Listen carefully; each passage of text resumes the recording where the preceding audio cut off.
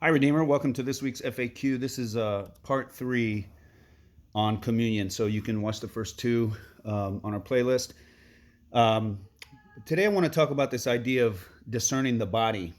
Is this concept that basically means that when you go to take communion, you should really examine yourself, search for unconfessed sin, um, and not approach, the table flippantly and uh, and that's something that's often repeated on a weekly basis at church when communion is served. Now, if you've been around Redeemer a while, you'll notice that we don't really do that a lot, and there's a couple reasons for that.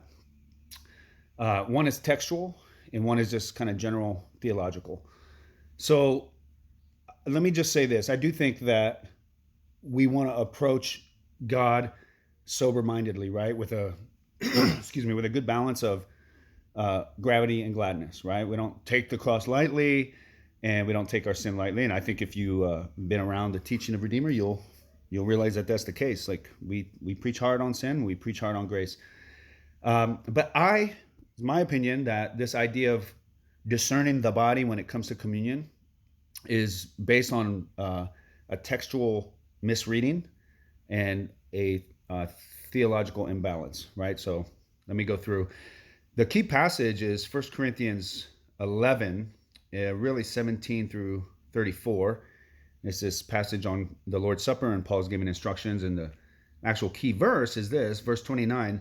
Anyone who eats, well, let me actually read 28 and 29. So here's 28. Let a person examine himself, and then and so eat of the bread of the and drink of the cup. For anyone who eats and drinks without discerning the body eats and drinks judgment on himself, right? So we don't want that. We don't want to eat and drink judgment on ourselves. So this idea of discerning the body, what does it mean?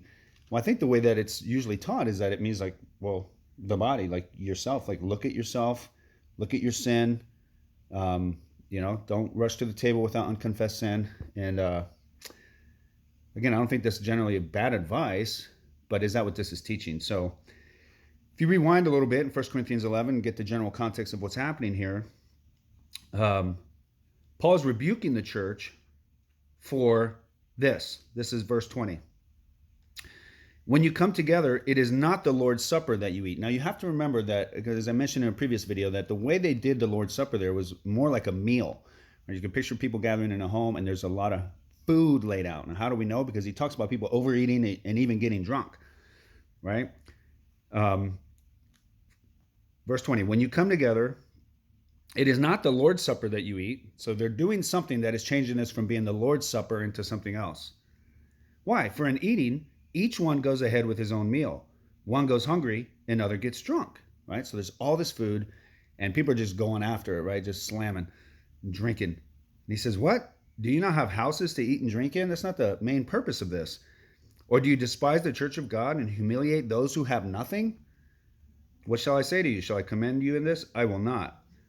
Right? So then he goes on to teach about the Lord's Supper, and he quotes Jesus when he says, this is my body given up for you, and this is the new covenant in my blood. And this is Jesus establishing the purpose of it, which is what? That this isn't just a time to eat, right? And go and get drunk and get full, but this is a time to remember the Lord and what he's done for us and for the body as a whole, right? So what's going on here is that they're not discerning the body of the church, right? The church is the body. That when they're coming together, this is not just about you getting food and getting drink, but this is about all of you loving one another, right? When he says this, do you despise the church of God and humiliate those who have nothing? They're not concerned with the reality of what's going on here. They're just concerned with getting food, right? But what he's saying is don't do that. Discern the body, discern the bread and what is actually happening here. So I would think that, so if I were to apply that text today, it's going to be kind of hard because we're not just laying out tons of food, but the point would be aware of what's happening here, right? What is this? What is the point? So we're teaching every week what it is. This is the body, which is given for you. This is the cup, which is poured out for you. This is what we're doing together as a church, and approach it knowing that.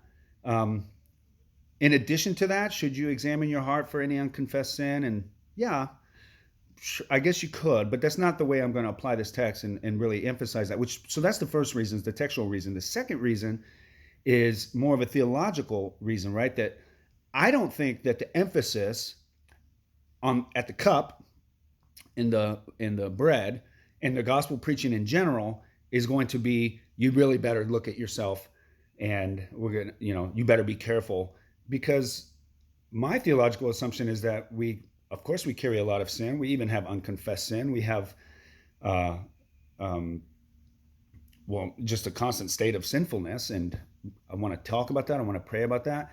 But when we offer the Lord and His grace and forgiveness, like, I want the emphasis be more a come and eat and buy and drink without price, to kick open the doors of grace. And certainly that could lead to, what then? Shall we sin so that grace may abound? Like, well, that could happen. But again, this comes down to emphasis, right? I want to emphasize come to the table. He has kicked the doors of grace wide open for you. Come and believe and seize Him. More of a looking to Christ.